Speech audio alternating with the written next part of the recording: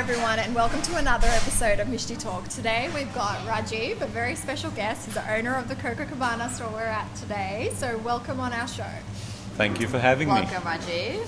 Thank you very much. Thank you for having me. It's been a long time overdue. We've been discussing for some time. And I've been watching you all under this beautiful program that you guys shoot every... How periodic is it? How often do you shoot? It's quite often. We've done quite a few episodes now. So Indira's been she's been travelling for work interstate. So yeah, we've had a few episodes. I think we've got about 50 out already. Yeah. So and a good following. Thank you. I'm one of those followers. Secret admirers of the two Mishtis. Well, you're not very secret anymore. So what do you think of our show? What are your thoughts on Two Mishti? I think it's a great show. It's a very candid discussion. You talk on a variety of topics, and admittedly, I haven't watched all of them, but it is quite addictive because I think it's a casual, smooth kind of conversation that you can actually keep listening to. Thank you. We want our viewers and everyone to feel, I suppose, not alienated, but we want to be approachable and relatable, and people to resonate with who we are as people, and we're pretty much everyday people just living our life on our terms. That's great. Yeah. So back to you, Rajiv. Okay. So you've recently taken over Coco Cubano at Rouse Town Centre. So what specifically is it about this franchise that made you want to, I suppose, buy into it? Well, it was the opportunity that came about. Admittedly, it was the opportunity, but hospitality has been something that's close to my heart, and as you can see from my very, bodily shape, I'm a foodie. I love good food. I started my career way back in 1991 in the hospitality industry. I used to host all the parties for Lady Diana and dealt with a lot of celebrities. You would have a lot of stories. The tennis players, the royalty. I had the home office at home. Not at home. I used to live in a hotel suite, so I'd have them, kind of sniffer dogs coming while I was away. And but hospitality is something very close to my heart, and I think what I see today, especially in Australia, if not around the world, is the level of hospitality has gone down considerably, and it's quite often attributed to labor costs, but I don't agree to that. I think it's the attitude. So I wanted to enter the hospitality business and come out with something where I can give my customers, such as yourself, a great experience. Because everyone comes out, whether you're having a coffee or a scone or a sandwich or a fish and chips or a fish taco. Yes. Whatever it is, you're coming out for an experience. Absolutely. I think experience is what hospitality is all about. And if you don't enjoy what you do or connect with your customers, then you're not going to be lasting very long in the business, are you?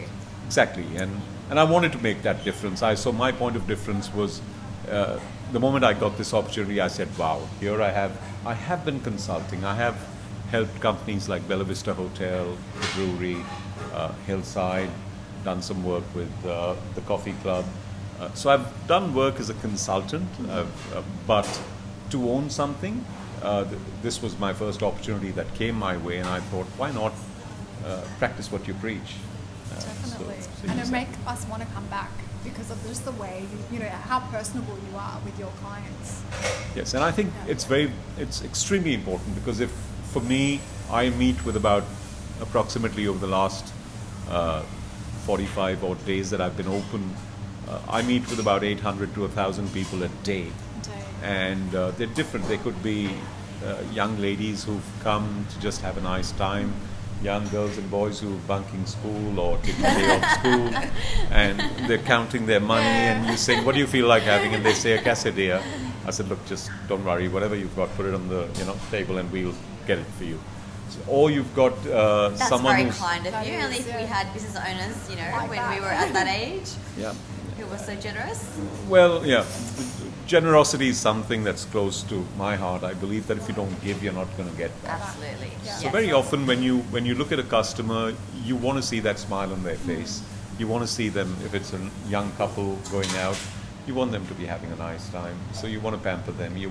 And sometimes you may go a little bit over, but it comes back. It balances out over like tonight we've got a party for 20 people. It's a 48th birthday of one of the ladies, and we're just setting up that table there. So I know for her, she's called me 4 times.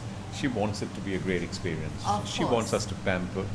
She may not expect it, but she wants to be the star special, tonight. of course. So we go over and above, and we try to do what best we can to just make it a nice. We can give her a dedicated waitress during that period.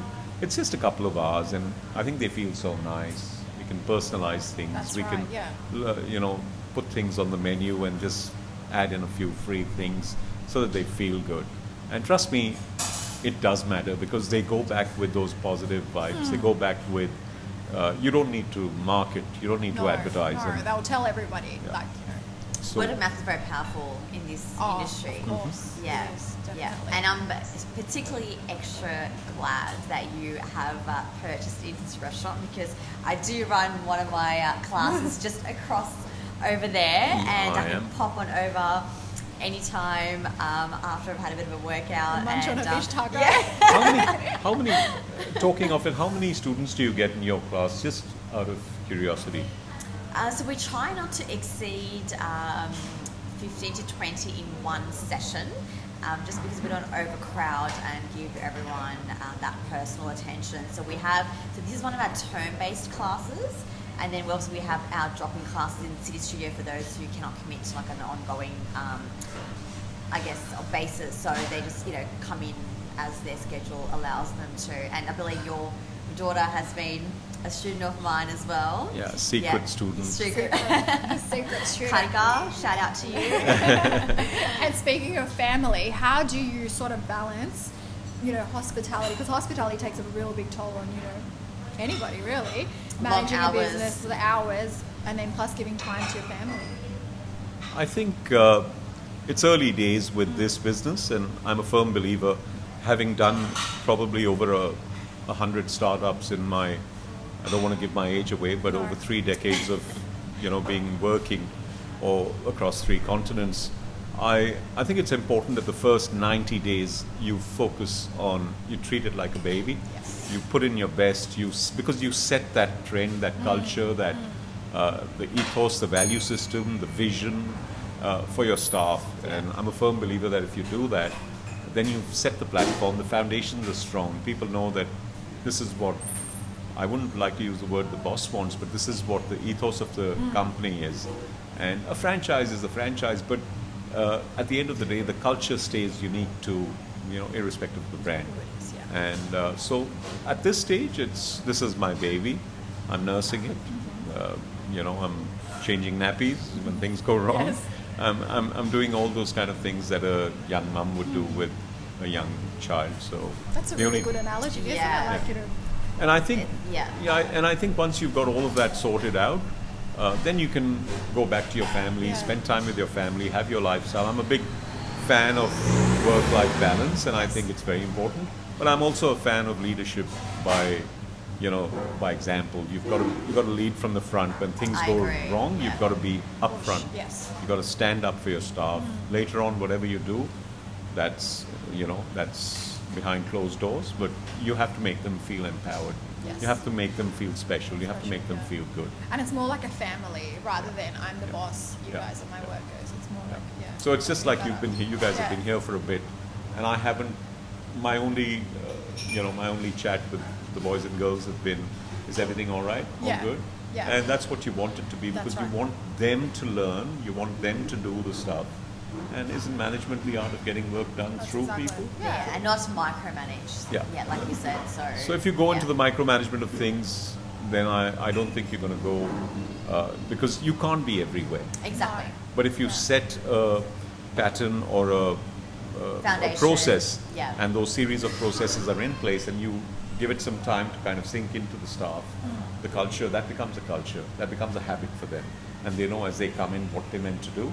Yep. They know what to do when things go wrong, and they don't keep calling you and hassling you for every, every customer that walks in or every situation that happens.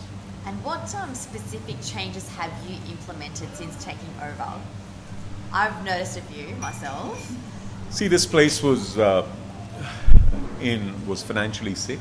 I'd hate to use that word, but it wasn't doing financially well.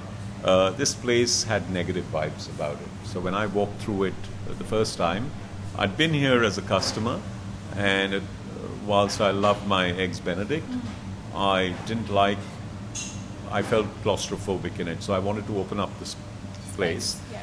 When you're living in this part of Sydney, you want openness, you want greenery, you want to feel the air, Yes. you want to smell the air, you want to hear people, you know, you don't want to be locked. You're not in the city in a little, cove or by the beach, where you're in a little small shack or whatever. So I wanted it to have that open space, and I also wanted to add that character of hospitality into it. So what I've done is I've given it,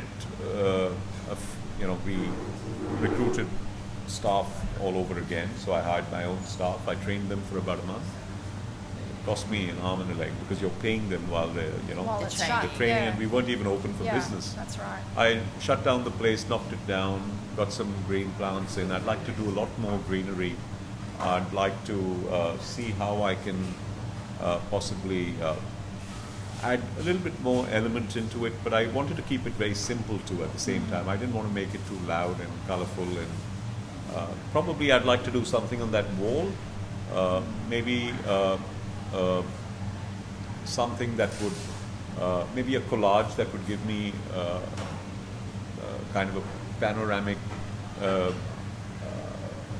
view or a concept Cuba. of Cuba. I actually feel like I'm transported to Cuba, like walking The in here. vibes and Yeah, stuff. absolutely. Like the changes that you implemented, Yep. you've hit that vibe Yeah. really well. And the You know, cigars. Can't see them. My but yeah. favourite, Yeah, yes. the Cuban cigars. Yes. So Cuban cigars is something, I'm not a smoker, but neither am I.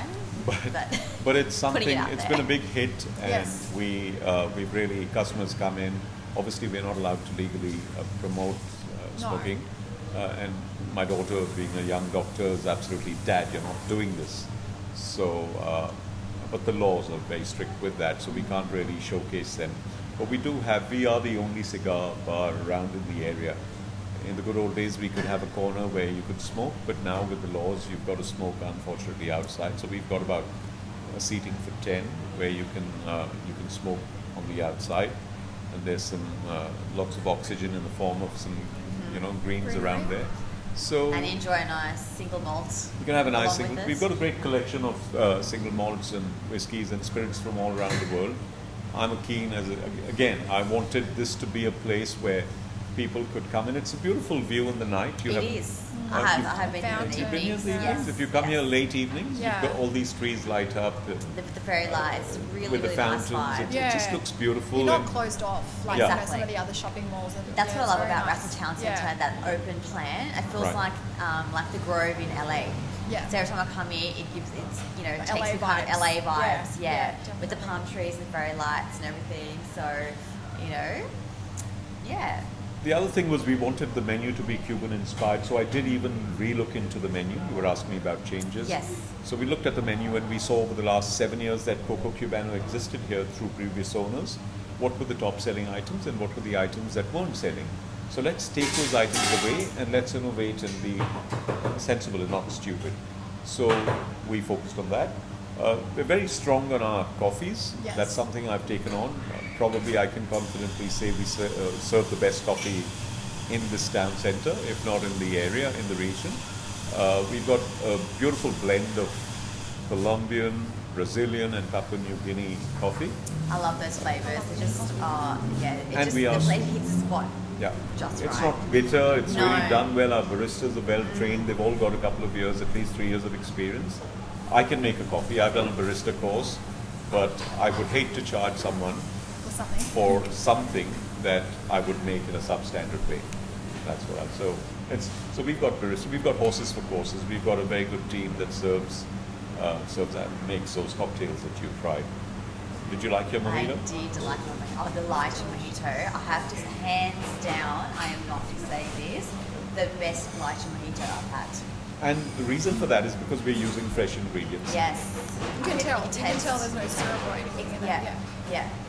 The other thing that I'd like to highlight here is very often when people go into restaurants, you end up buying, cutting corners on vegetables Yeah. and the meats because you can get chicken from X number of, let's say X dollars a kilo to Y dollars, X plus something.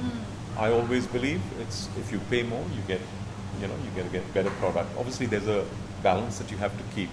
So we're getting our cuts of meat from one of the best butchers. We're getting our chickens from one of the better suppliers. We're not using just bulk suppliers.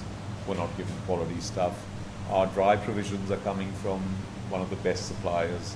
Our ambience stuff, the pastries and other things are coming from the suppliers. Pastry and your desserts They selection. supply to the luxury hotels and 5-star hotels. So that's what we're trying to focus on. So the idea is if you've got a good product and you can package it with good service, you can create a really positive experience. And people will keep coming back. And that's the idea. Yeah. And you have a loyal customer in me, as you Oh. know. And I've got to force feed you. Don't start, Rajiv. We're not getting into that right now. Done. He's trying to get me into his bucket. I'm trying to be healthy. And I don't want to get crucified. There's one Mishti here, another Mishti there. you have 2 Mishtis to tackle today, so that's right. I don't want to be the doi back Mishti. Speaking of Mishti, before we end this segment, we'd like you to say something in Bengali for us. Put you on the spot. Yeah. Oh my God. Share with our viewers your Bengali language skills. My Bengali language skills. Oh my God. Acto Bangla jane. But I can sing Not a too little bit bad. of I can sing a little bit of a Bengali song. I remember it would go something like na na na na na na na tobe ekle chalo re ekle chalo re ekle chalo. That's it. What? Akla cholo. Akla Cholore. That was actually pretty impressive. It's very good. That was Thank very you. impressive. Better than what I could sing. No, That's for sure. but you dance. Look at you. Oh. True. And Thank- what a fine speaker both you are. Thank you so much. And thank you so much for your hospitality and having us today. It's been Thank- an absolute pleasure. We're dropping to Coco Cubano, Rouse Town Centre. You know where to find Rajiv. I would love to be able to extend my hospitality. So do come in, and I promise I'll take good care of you. You must try You the will. fish tacos. It's divine. There are lots of other things. The Yeah. quesadillas are nice, the burgers are nice, the pulled pork sandwiches are nice. I'm not going to start talking about, we're not selling the menu here. We're talking to these beautiful The girls. vibes Yes. are really positive here, so definitely come down and visit. It's going to be time to spin our palate now, so we're going to be trying some of the mishtis that are on the menu. Yep, you're going to be trying our dessert platter. Oh, dessert platter. I was Chef, just... can you get the dessert platter, please? Oh my for goodness. For two. 2? Actually, for 3. No. 1. So On here the we note, go. Twomishti signing off. Thank you so much for joining us. Thank you.